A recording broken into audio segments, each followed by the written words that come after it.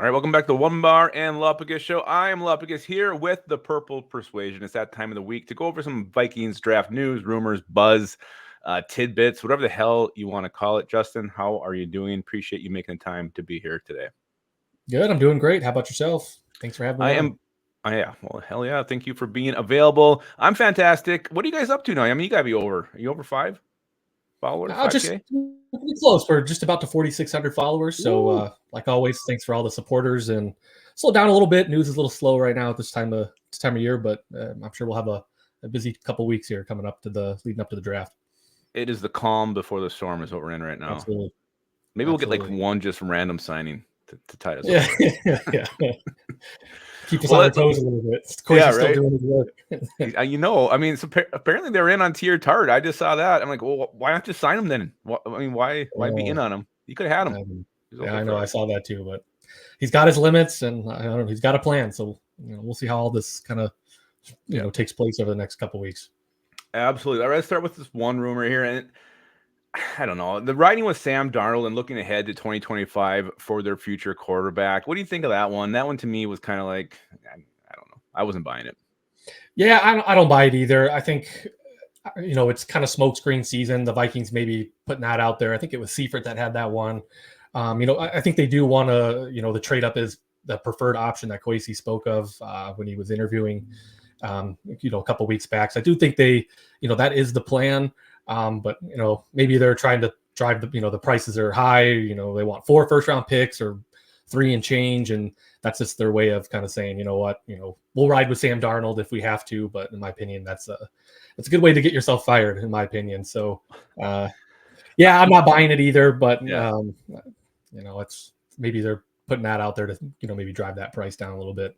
Well, I'm glad you brought that up because I feel like this was the one that came out in response to something about the compensation needing to be so much from the Patriots. So I feel like this was almost like a direct shot back from the Vikings camp on that one. Yeah, and I actually do think Sam Darnold will perform well. I mean, I think he's never had a team this stacked before. So if we do have to see him a few games or even a whole season, I'm not going to sit there and cry about it or freak out, and because I know a lot of fans don't want to see him week 1, but still likely even if we do get our quarterback, but. I think, it's, the Patriots want 3-4 first-round picks, and, maybe that even is not enough. And, maybe this is their way of saying, oh, okay, that's fine. We'll ride with Sam Darnold and, let the teams kind of sort through all the smoke screens and what's real and what's not real. Yeah. And the smoke screens are only going to get thicker here in the next couple of weeks. This was, I think, multiple sources talk about JJ McCarthy going 2 or 3 overall. What are your thoughts on that one? I mean, does this one have any legs, or is this more just shit getting thrown out there? Yeah, I think this is another one where they're just throwing stuff out there to see what sticks.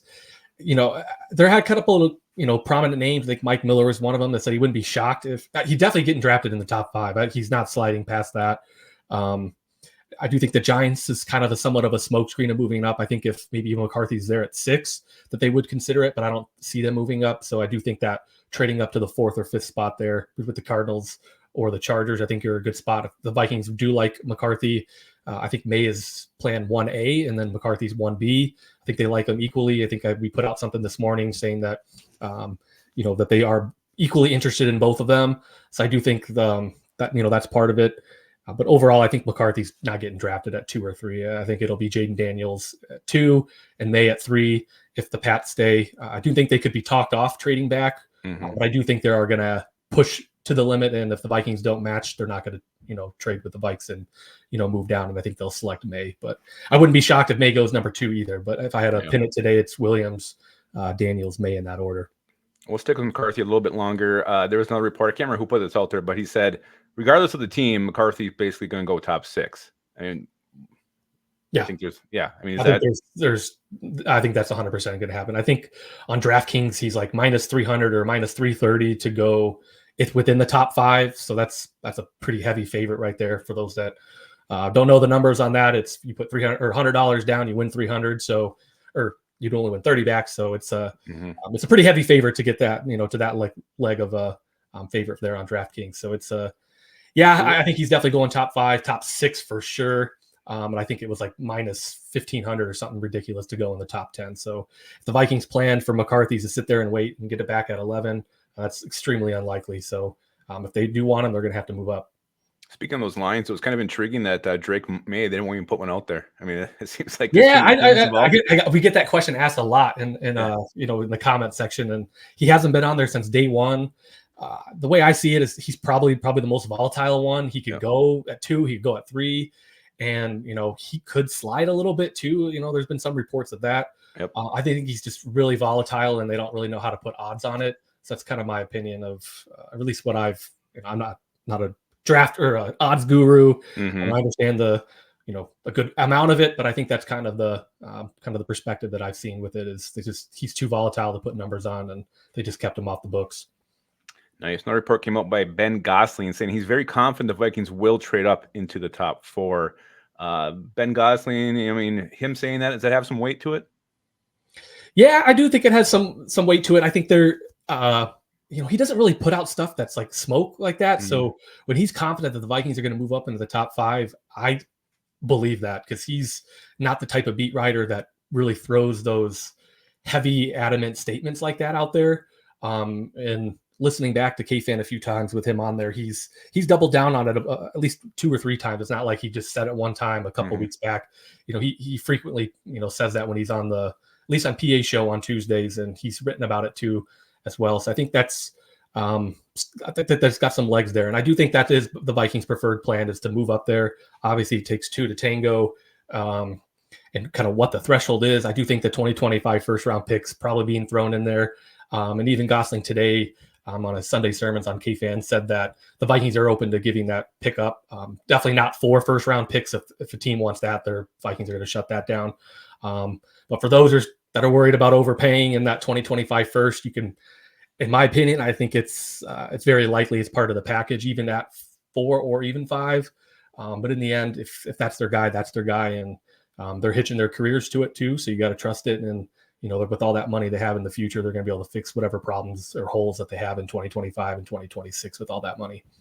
Yeah, I just feel like whether it's 3, 4, or 5, that 2025 first round is probably gonzo. I think it really is. And I know some people are not like real big fans of it, or like, the Vikings have been settling for their whole franchise. So it's like, this is a move. They've never drafted a quarterback in the top 10. So if they're getting their guy, get their guy. And if it means 3 firsts, you know, from my perspective, so be it. But a lot of people are up on it. So we'll see what happens. Well, let's shift gears and talk about a quarterback who's not going to go in the top 5, Michael Penix Jr. The Vikings sent a whole contingency to work him out in Washington. We did a video on it, and our take was that, you know, this is more than just due diligence. Like, I mean, there's definitely has to be some legitimate interest in him to send out everybody out there. I want to hear your thoughts on it. Yeah, I know.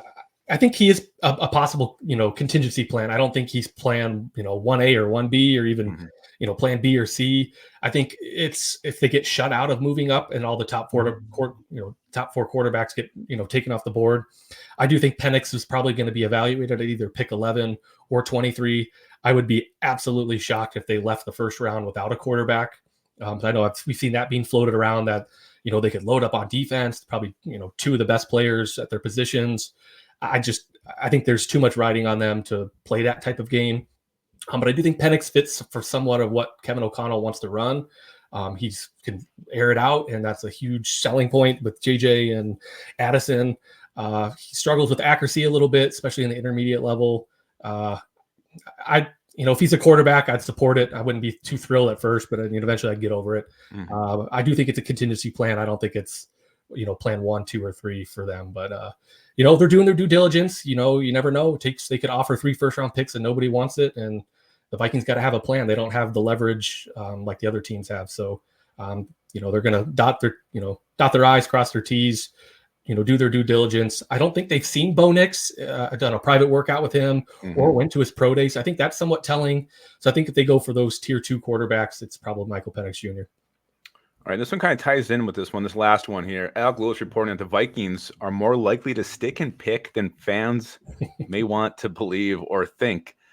What's your take on this one? Because I do. These kind of go hand in hand, don't they? They do go hand in hand. I think that's part of, you know, if they have to stick and pick. I don't even see Michael Penix going past the Raiders or the Broncos. I know Seattle, their offensive coordinator was the offensive coordinator at Washington, so they could be a threat for him. They would be a great fit for that offense. So if they, I think they could draft him at 11. I think waiting to 23 is probably too risky, and that might be way over drafting him at that position. But a lot of people are saying that about McCarthy and even Mate for some of those national draft analysts and such. So, I think it is more likely than people think because it does take two to tango. And like I said, they could offer 3 first-round picks, and those teams say, we're going to stick and get our pick, or we want Marvin Harrison. We don't want Neighbors. There could, who knows? And we'll find out. But in the grand scheme of things, it's probably still unlikely to happen, but it may be more, if you want to put odds on it, probably more probable than what people think. So I think there's some truth to that. All right. Well, hopefully they don't. I'm fully in the camp. They're going to move up. Like I just feel like it'd be such a letdown after all these months of trading up and getting the extra pick. So many angry fans if they don't. And I think the Wilts, I don't think they would have signed off on Kirk Cousins leaving, and I think they know what the plan is. And there was one other report that I can't remember exactly at the top of my head who had it, but it was saying that the Wilts are sick of year to year with Kirk Cousins, and they wanted a 15-year plan, and that Kwesi's seat's kind of warm, which I do think there is some truth to that as well.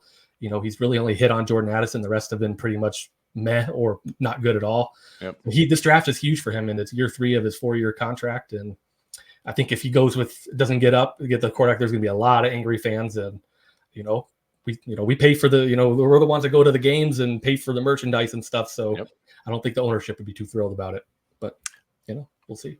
All right, Justin. Again, appreciate you having on. If you guys have not yet subscribed or followed him on Twitter, do it. Follow the Purple Persuasion, for God's sakes. Shame on you if you haven't done it yet. Thank you. Fantastic. I mean, you guys are on top of it. I mean, it seems like you put at least five tweets out an hour, if not more. Yeah, constant. I mean, you stay on it, so we appreciate it. Thank you so much. We appreciate it. We like bringing the news to everybody. Enjoy the discussions.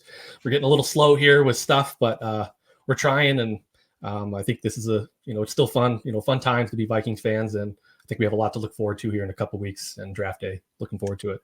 Yeah, I mean, some rumors are going to get, they're going to heat up, make it even crazier. Oh, yeah. We'll see what happens as the draft approaches. It's all fun. Enjoy it. And some people are sick of it, but I think it's fun. So hopefully the others do too. And thanks for the plug, and appreciate the shout out, and thanks to all the ones that have subscribed. Oh yeah, man. All right, we appreciate you coming on, everybody. Thank you for watching, and keep your skull in your hole.